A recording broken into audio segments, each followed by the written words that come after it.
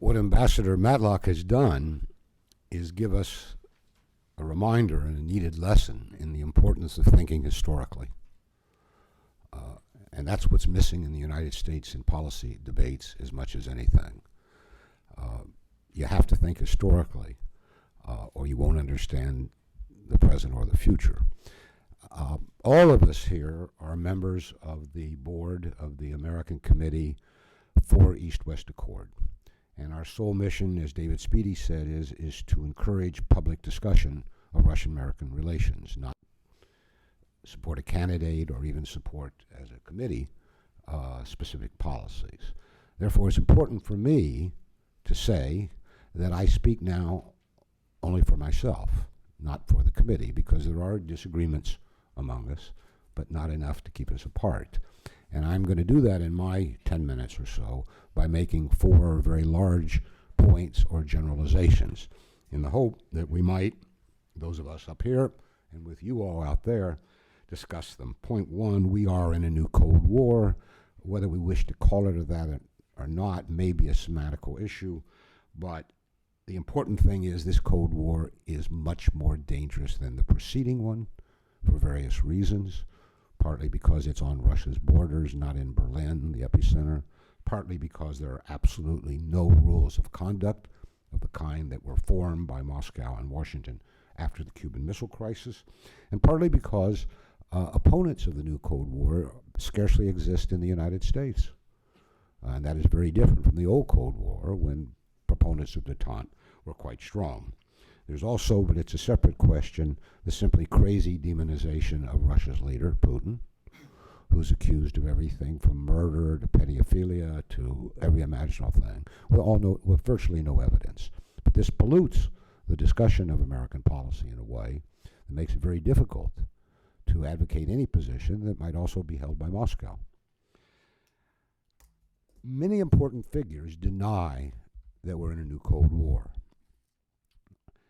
They do so partly because they don't understand the historical meaning of Cold War. There were Cold Wars in history before the American-Soviet Cold War. Cold War is a certain kind of relationship. But mainly, I think, as I observe their biographies, that they do not want to admit their complicity in the coming of a new Cold War after they promised us in 1991 that there would certainly be a strategic partnership, even a friendship, with post-Soviet Russia. And therefore, by denying the existence of a new Cold War, they do 2 bad things. They preclude rethinking American policy since 1991, which we desperately need. And secondly, they close off to us the kinds of lessons that we might learn from the history of the preceding 40-year Cold War that might keep us safe today. For example, the rules of conduct that were enacted at that time and are now entirely absent. Second point, kto vinovat? Who is responsible for the new Cold War? The American political media establishment, of course, says Putin, Moscow only. We have no complicity in this.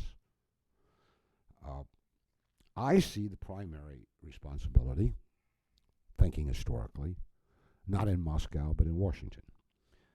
Remember, the new Cold War did not begin when Putin came to power in 2000, or with the American-Russian proxy war, proxy war in Georgia in 2008, or with the eruption of the Ukrainian crisis in November 2013. It began with the Clinton administration in the 1990s, which instead of treating post-Soviet Russia as a potential strategic partner, I don't believe in friendships between nations or between leaders. I believe in partnerships. But instead of treating Russia as a potential strategic partner, it saw post-Soviet Russia as weak, with no real legitimate interests abroad, and actually not without full sovereignty at home. We went to remake Russia as we saw fit. It was called democracy promotion. And so the Clinton administration adopted a triumphalist, winner-take-all approach toward a temporarily, anyone could have told them it was temporary, weak Russia. Those unwise policies, you know, It was expanding NATO eastward. It was thereby excluding Russia from the post-Cold War security arrangements in Europe. It was refusing to negotiate on missile defense and even cooperate. It was continuing so-called democracy promotion intrusions into Russia's internal politics. And it was an array of outright broken promises to the Russian leadership. This American winner-take-all, as I call it, approach has continued through every presidency and every American Congress since the Clinton administration, from Clinton to Bush to President Obama today. The Putin that is so irrationally demonized in America today, and not only in Washington, but in popular culture, on television, in novels, movies, this Putin is the almost inevitable result of these unwise American policies. He is the effect, not the cause. Third, there have been many lost opportunities along the way. None of this was inevitable. There were forks in the road. Alternative policies proposed. After the Soviet Union ended in 1991, after 9/11, when, if you recall, Putin did more to save American lives in Afghanistan during the American war against the Taliban than any member of NATO. There were opportunities even with Obama's ill-conceived so-called reset in 2009. And surely there were opportunities after Paris last year. Surely that was a crossroad. And the right road wasn't taken. All of these opportunities were lost. Not by God, not by history, but by decision makers, primarily in Washington and Brussels. Today, as we talk, there are two more opportunities to diminish this new Cold War. Maybe even end it, but at least diminish it by enacting a new detente with Moscow.